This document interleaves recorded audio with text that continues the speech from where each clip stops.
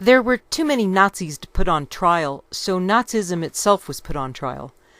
And Hitler wasn't enough of a target, since it could be understood that he was just a madman beloved by gullible Germans. And with the world demanding to know how so many educated, civilized people had thrown in with the Nazi movement, people who, quote, should have known better, close quote, Heidegger was chosen as the prime target. The story became what they wanted Heidegger to have said, rather than what he really wrote. And what the publishers of Heidegger's translations lacked in accuracy, they made up for in sheer volume. Using translations made by a 17-year-old named David Farrell Krell, publishers in 1961 created 2 volumes of Heidegger's Nietzsche lectures that he'd given from 1936 to 1940. And Germans themselves were forbidden access to any copies in the original German because they were suppressed and blacklisted due to the denazification procedures. And the originals had been tightly locked away from the light of day, so the world would get what it wanted, the why of what had happened in Germany, whether or not it was true. The Nazis had constantly pressured Heidegger to make declarations about his philosophy, especially begging him to make pronouncements about Nietzsche's viewpoints that had been so much a part of the Nazi cause. But they did not know that there was no such thing as a philosophy, except for perhaps the golden rule, that there was only philosophizing, and Heidegger had put an end to that, while all the rest was just empty talk. The denazifiers tried to get Heidegger to stick up for democracy after the war, but he called it, quote, halfway measures, and said that the state could not guarantee rights that rely on personal responsibility. And Heidegger said there was more room for mercy and charity in a single heart than in 1,000 acts of Congress. His book Being in Time was Heidegger's foremost achievement, and all the writing after that would be an expansion of what was already written in Being in Time. And the ultimate sin in Being in Time was to be seduced by the temptation of grouping individuals or ideas into categories that robbed them of their individual authenticity. Giving individuals false identity, or assuming that they belonged improperly with one thing or another, endangered everyone and distorted the very warp and woof of existence. Presumably, modern world civilization is executing the transition to the final phase of the epochal destiny of being, in the sense of a determination of being as the unconditional orderability, Bestellbarkeit, of what is, including being human. Martin Heidegger and National Socialism, Questions and Answers, by Gunter Neske and Emil Kettering, New York Paragon House, 1990, page 254. To Heidegger, a people as the Volk cannot experience authenticity or any destiny, any other destiny, since each person can only have experiences for themselves, each for each, an idea written right at the very beginning of Being in Time. The foundation of technology concerned groups from the original Greek word technos, that meant a setting to order, or a grouping. And technology was that which gathers the set to order. So while the gathering part was obvious, what about the set to order?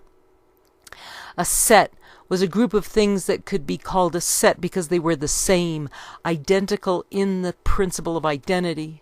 And when they were gathered together, they could be called a group. So as Mr. Ford built a factory to sell a set of cars to a set of buyers, and the government built a set of roads on which a set of taxpayers could drive, Hitler wanted people to become his idea of a set of Germans. However, exceptions were the rule to setting to order, notably in the phenomenon that Napoleon wasn't from France, Stalin wasn't from Russia, and Hitler wasn't from Germany. Heidegger's speech, The Principle of Identity, was given on the 500th anniversary of Freiburg University. And the key to technology rested on comparing one thing to another.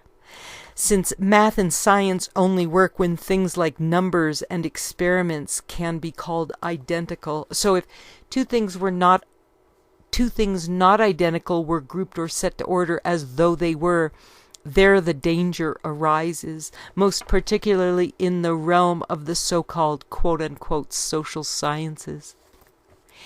If differences in race or class were far less than differences in education or experience, how could these smaller differences be used as a measuring stick for identity politics? Would the danger of technology to which Heidegger gave warning then be exponentiated? To Heidegger, the principle of identity was the limitation of being, Dasein, and its violation brought about the ensuing danger of authenticity being exterminated. Technology in itself was not a bad thing, since to abandon technology would be to not just eschew electricity, but to abandon the wheel, the plow, and fire-making itself. And technology was what had allowed bands of primitives to quit their roaming from feeding grounds to winter quarters and back again. In Heidegger's suggestion, it was necessary to go back to the beginning of the very beginning of technology, where its origin would reveal its essence in the technos of setting to order, and technology became dangerous when essence within a set did not belong there, such as using the criterion of skin tone or religion to enact some sort of social engineering, since most blacks or browns or yellows or Protestants or Catholics were more different than they were alike, and the inauthenticity of improper sameness in blaming the Jews for a conspiracy of which most Jews had not taken part lacked the proper respect needed to maintain Heidegger's principle of identity. Heidegger's theme of the danger had permeated all of German literature throughout the centuries, and for Heidegger, the danger had everything to do with technology and the falsification of the principle of authentic individualism. What that meant, and what psychologists would prove, is that when there's a group standing around watching someone scream, "Help me!" nothing happens until the screamer picks out a single person and makes eye contact and gets them to move. Once that single person takes action, the rest will follow, but it takes that first individual to do something, or the group will just continue to watch. The group never gets anything done, and work is only accomplished by individuals, and while a whole group can decide what needs to be done, the action is always carried out by one person at a time. After Hitler's war, the world had it out for Heidegger, and because language is in itself a technological machine, a setting to order and an exercise in grouping, words can readily be used as swords, and using young Krell's translations, they did a skillful job at emasculating and eviscerating an entire nation that had been fighting for its very existence. Language as a technology could be as dangerous as enriched uranium in the wrong hands, and Heidegger revealed language as a gathering that was supposed to build towards dwelling, but in the face of a worldwide witch hunt for guilty Nazis, it would be another century before Heidegger would even begin to be exonerated. Despite the mistranslations, Heidegger stood by his writing, knowing that the German language was simple and precise and structured, with clear grammatical rules, so written German stood as useful, demanding, and ultimately correct. Heidegger spoke of authenticity as something each person possesses unto themselves, not something that could be bestowed or imposed or pretended, but something inalienable and intrinsic to each individual human being, and that existed in the fourth dimension of time. Within Heidegger's warning about the danger of technology, it should be remembered that by 1906, there were over 200,000 miles of railroad track in America, while there were only 35,000 miles of track in Germany. But the Nazis crippled themselves at the outset by breaking the rules when it came to condemning some individuals as being unfit for a Germanic future. This dangerous mistake about the technological principle was written right into the Nazi platform, that the person lived for the state, not the state for the person, and the precise danger of which Heidegger warned proved to be Germany's downfall, despite their technological superiority in the ordinary sense, or perhaps simply because they failed to take better care of their workers. In Being and Time, Heidegger said that care was the meaning of being, and with his insistence on individual authenticity, the state had become bad when the individual people making up the state went bad, and people were drawn into that dangerous behavior of speaking for the state through the intoxicating whirlpool of forgetting one's own authenticity, and the state seized power using the technological essence of the group itself. People became emboldened when they acted in the name of the group, and actors making Schindler's List discovered to their astonishment that being given the authority of the state was a powerful sensation, and they said they felt inescapably superior to the other actors dressed as camp prisoners. This was the will to power wielded and enjoyed by the Nazis, not that they were superior individuals, but that they were taking action under the authority of the group, which was the beating heart of technology. And for Nietzsche, state is the name of the coldest of all cold monsters. Coldly it lies, too, and this lie crawls out of its mouth. I, the state, am the people. That is a lie. And whatever it says it lies, and whatever it has stolen. Everything about it is false. It bites with stolen teeth and bites easily. With heroes and honorable men it would surround itself, the new idol. It likes to bask in the sunshine of good consciences, the cold monster. It will give you everything if you will adore it, this new idol. Thus it buys the splendor of your virtues and the look of your proud eyes. Only where the state ends, there begins the human being who is not superfluous. There begins the song of necessity, the unique and inimitable tune. Where the state ends, look there, my brothers, do you not see it, the rainbow and the bridges of the Overman? Thus spoke Zarathustra. Portable Nietzsche, Zarathustra, first part, On the New Idol, page 160-3. Heidegger had caught the attention of the Nazis early because he'd been teaching Zarathustra every summer. And the overcoming man was not the same as a superman or a superior race, while the Nazis made the mistake of thinking that the Nietzschean overman ideal was mostly genetic, and elite Nazis had been asked to prove their ancestry back to 1750 in the days of Frederick the Great.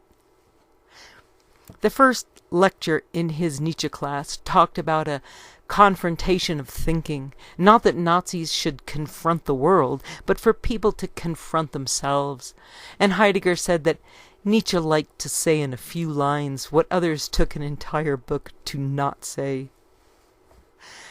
No matter how Heidegger tried to explain it to them, the Nazis used their own ideas in his name, and so he'd quit the rectorship to try to make the point, while many good Catholic Germans were marching off to Hitler's war, thinking the fatherland had been corrupted by a writer who said that God was dead, and that was because at the time there wasn't much access to information other than word of mouth.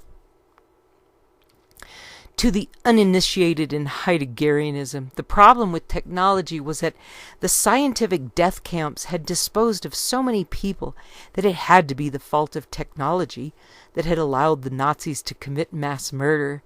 But technology was not the same as science.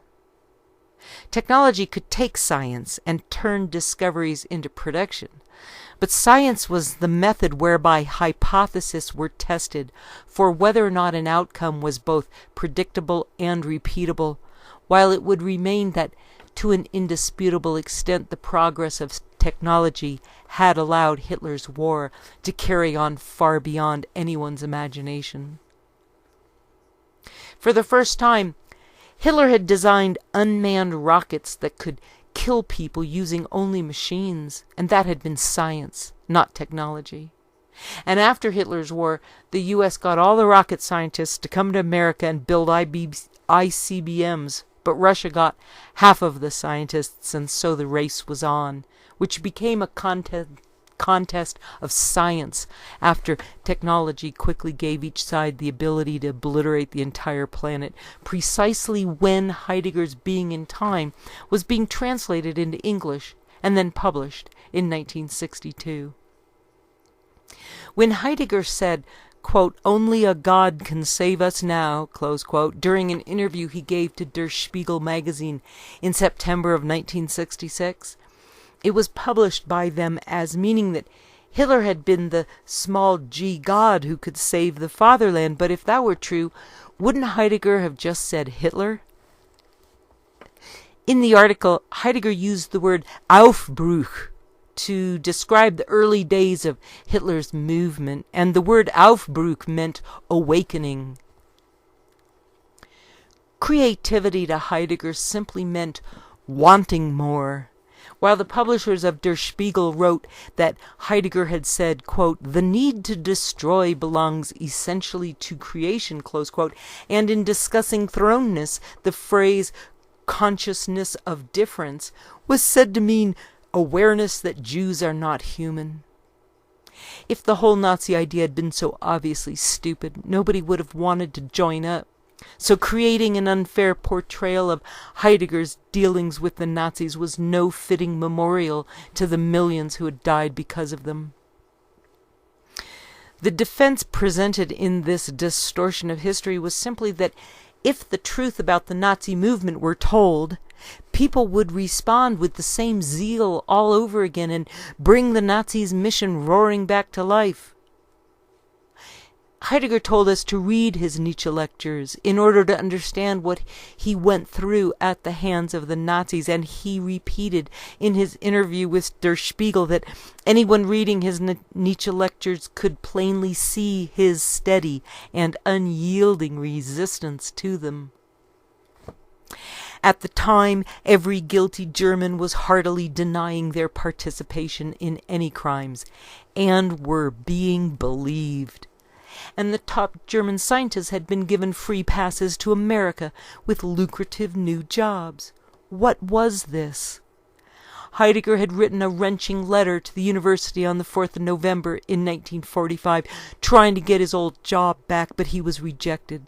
And in front of the military tribunal tasked with denazification, Heidegger did not defend himself, but chose silence instead, and he continued to trust that his lectures would speak for themselves. It all boiled down to the reality that if he had to explain himself, it wouldn't be understood, and during the Der Spiegel interview at his small, simple house, they drank Schwabian wine from the Markgräfler land. And in that interview, Heidegger said that he'd resigned from Freiburg University at a time when all the nations of the world had been lining up to send dignitaries to shake Hitler's hand.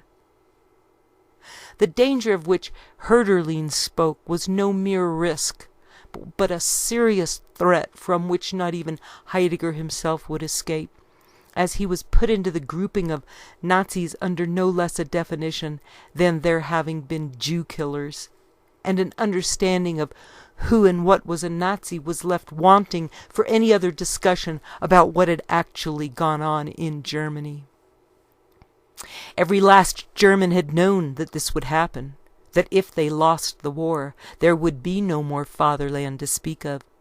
And so no matter that interpretations of why they'd continued to fight in the face of certain defeat, the fact was that their future had indeed been at stake because history would be decided and written by the victors.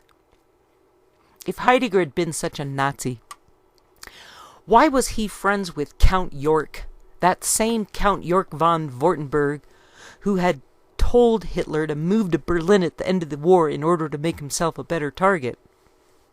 Count Yorck's father was on page 449 of Being in Time, suggesting the creation of a science of ethics, and his ancestor, the Count Yorck of 1759 to 1830, had been the one who managed to turn the Prussian army against Napoleon in 1912, even though he had disobeyed orders to do it. And this old Count Yorck would be mentioned fervently during the Nuremberg trials as an example of when soldiers should have disobeyed orders, but his great-grandson, Count York, at the age of 39, was hanged as a conspirator by Hitler after the 20th of July plot.